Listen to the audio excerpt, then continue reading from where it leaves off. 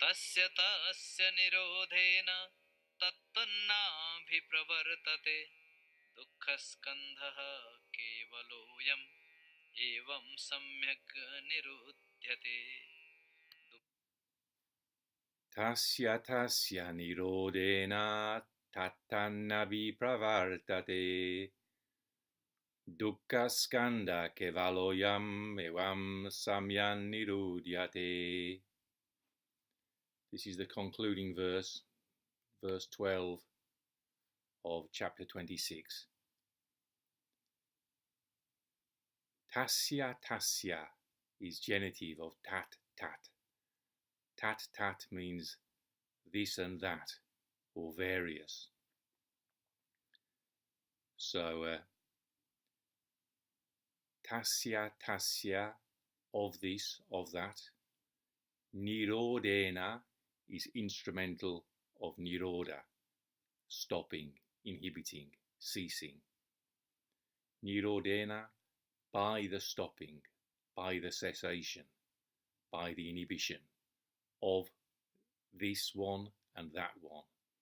So it means of this link and that link in the chain, but not necessarily in a neat sequential order, because each link is empty of itself and full of the others.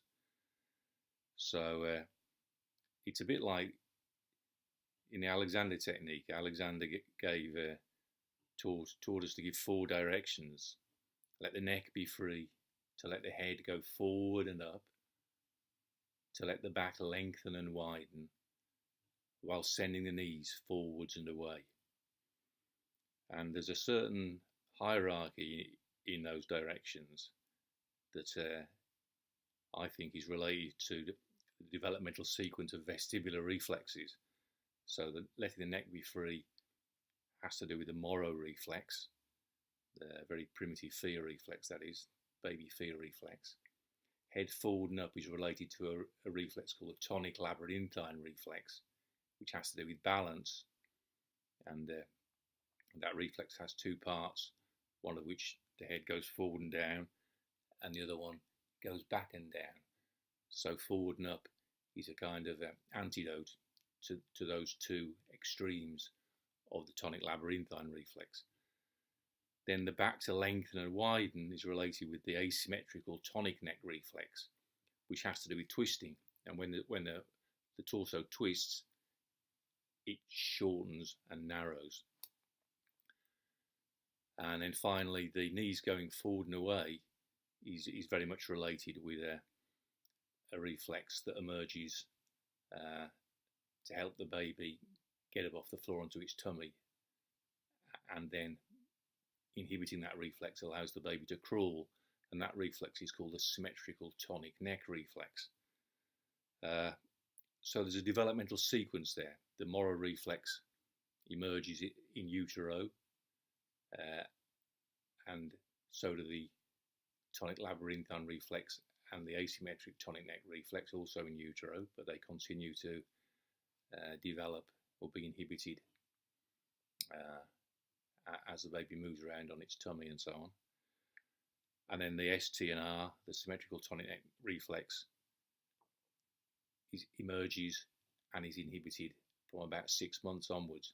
So there's a chronological sequence, a developmental sequence in the vestibular reflexes and in the Alexander directions.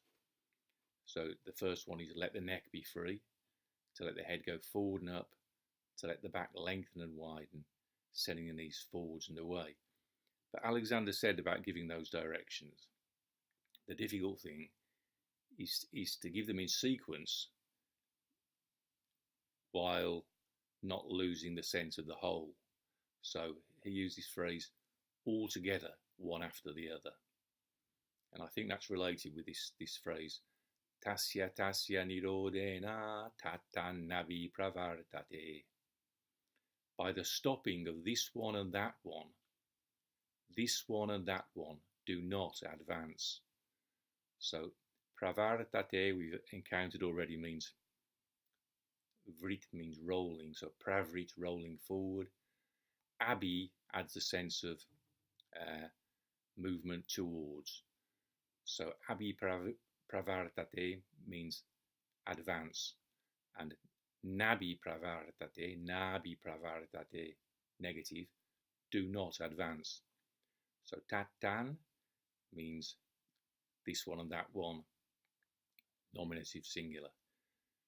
Tasya nirodhena tat-tan nābhipravartate. By the stopping of this one and that one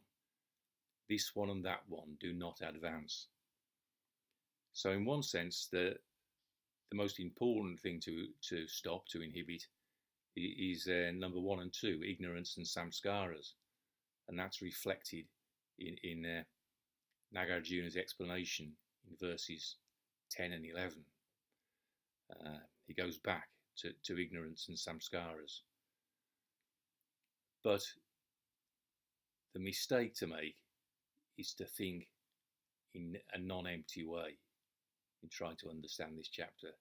So if we think that there's a thing called ignorance which produces things called samskaras, that's missing the point of emptiness, because ignorance doesn't exist as a thing unto itself. It's a function of everything else that happens in the dependent arising of suffering. Suffering also does not exist as a thing. You know, if you've got pain in your legs and you try to examine it as a separately existing thing, pain, you won't find it. Nirudhyate, it's not found, as is commonly said in MMK. So there's an irony somewhat in this phrase duḥkha-skandhaḥ in the second line. Duḥkha-skandhaḥ kevalo evaṁ samyag nirudhyate. Duḥkha-skandhaḥ means the aggregate of suffering. Skandha originally means shoulder, apparently, but from that it means a part or an aggregate, a constituent. So the five skandhas are the 5 constituents of a person. So to say duḥkha-skandhaḥ, I think there's something ironic there. We think of suffering as being a kind of a constituent, a part of life, but the point of emptiness is that suffering is not a part of life. It's an empty dharma. It's not a samskara. It's not a thing that's confected as a thing. It's an empty dharma. Duḥkha-skandhaḥ kevalo yam. Yam is abbreviated I am, which means it means this, and dukkha is neuter. So skandhaḥ is I am is masculine, nominative, singular.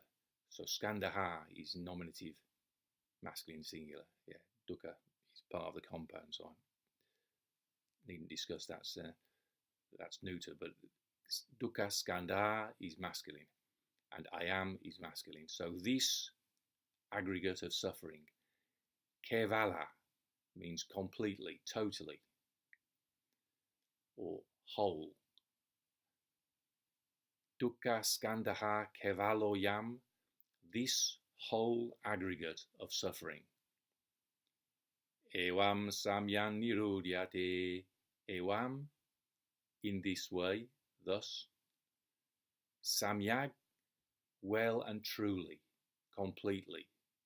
Nirudhyate is the passive of nirud, to be inhibited, to be stopped, to be destroyed. Duḥkha-skandhaḥ kevalo yam evaṁ samyag nirudhyate. This whole aggregate of suffering in this way is completely destroyed. So I think what that's really, it's not that we expect to get rid of suffering, to be free of suffering, in the sense that suffering is a thing that we can be free of. But what can be completely destroyed is the conception of suffering as a non-empty thing,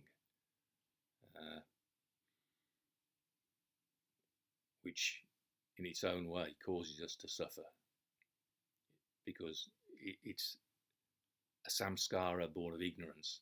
So it sets the whole chain of suffering in motion, if that makes any sense.